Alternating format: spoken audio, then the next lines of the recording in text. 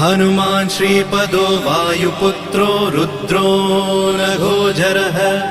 अमृत्यवीरवीरश्च ग्रामवासो जनाश्रयः धनदो निर्गुणः शूरो वीरो निधिपतिर्मुनिः पिङ्गाक्षो वरदो वाग्मी सीताशोकविनाशकः शिवः शर्वत्परो व्यक्तो व्यक्तो धराधरः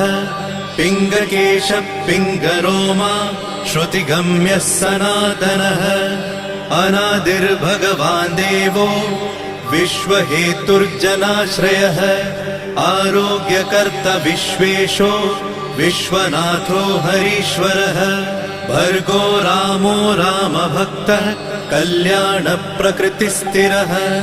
विश्वम्भरो विश्वमूर्तिर्विश्वरूपो